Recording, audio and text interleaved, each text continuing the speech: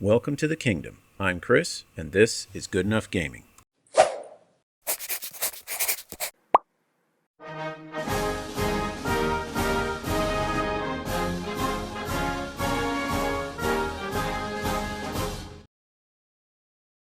Howdy folks, and welcome to this video where we're going to talk about some of the recent happenings in the 40K and Games Workshop world, and why that kind of reconfirms to me why I made the right decision a little while ago to start looking for other games to scratch my wargaming itch, and partly why that search ended up with OnePage Rules, at least for large-scale games.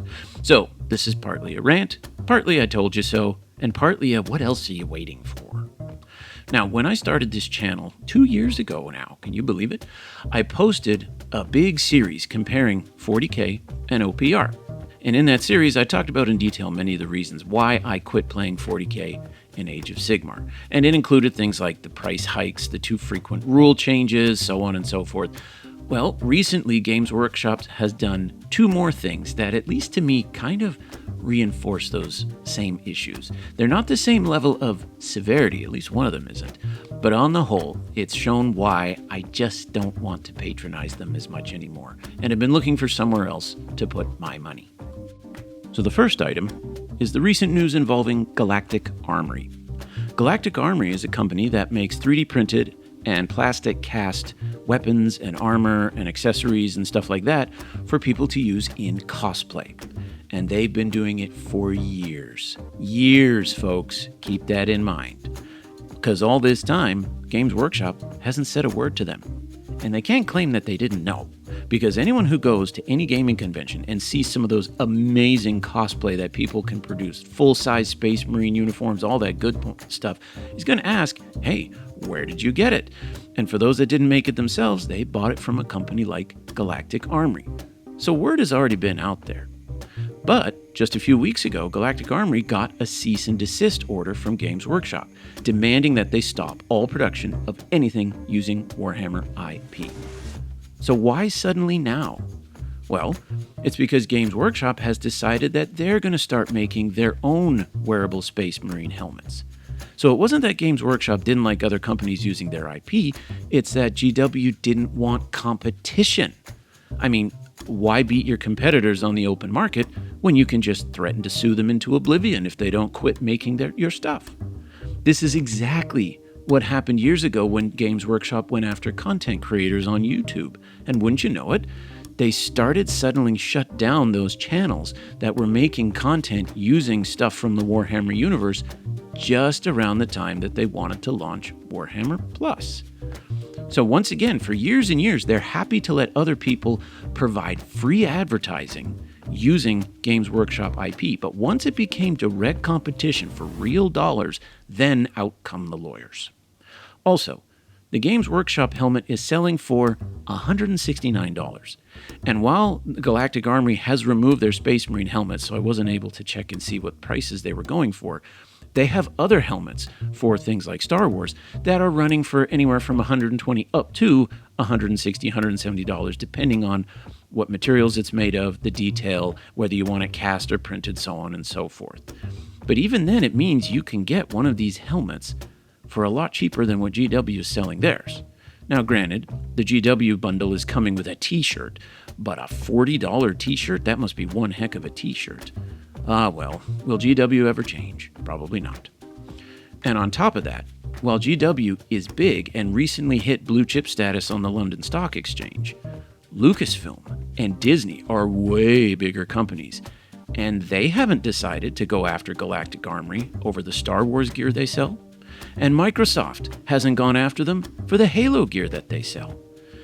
Now, one thing that's very curious is that Lucasfilm, Disney, and Microsoft are all American companies. Is this a British thing? I don't know, but if it is, Adam Smith would be so disappointed. Now, at this point, I have to include my obligatory statement that yes, Games Workshop owns the IP, and they have a right to be as big a douchebags as they want with it. Legally, they haven't done anything wrong. Ethically, that's another story. To let others build up a market and build up a demand by providing a product that you don't provide, and then jump in, steal that market, and use legalese and lawfare to shut everybody else, that kind of crosses the boundary. At least I think it does. Now, at the same time, as Warhammer is doing stuff like this, allow me to compare it with my experience with OnePage Rules.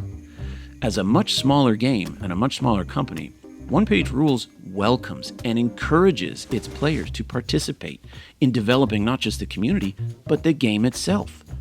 OnePage Rules holds writing jams, where they invite people to contribute stories that can actually be part of OPR lore and canon.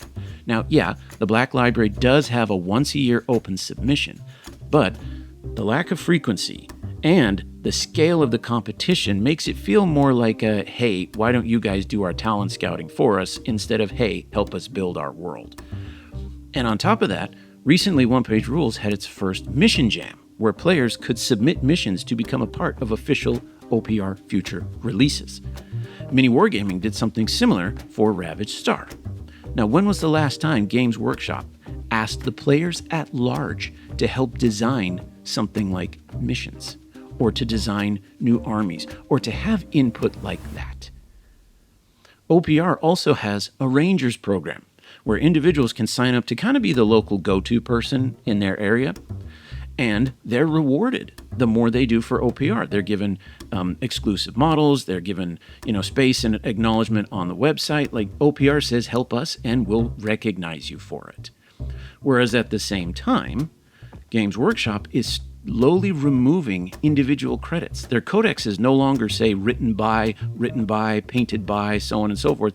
They replace all of that with a very generic GW staff. OnePage Rules twice a year sends out a survey to get an idea of the state of the game, the state of the hobby, and to give players a chance at giving input on what they like and don't like. GW hasn't sent out a survey in years. OnePage Rules also has a monthly live stream where they show off new and upcoming products, but they also interact with the audience. They even have a Q&A at the end of every single one of those live streams where you can talk directly to the game developer and ask whatever questions you want. When Games Workshop has some kind of a live stream, it's basically just an extended commercial. So now let's move on to the second item.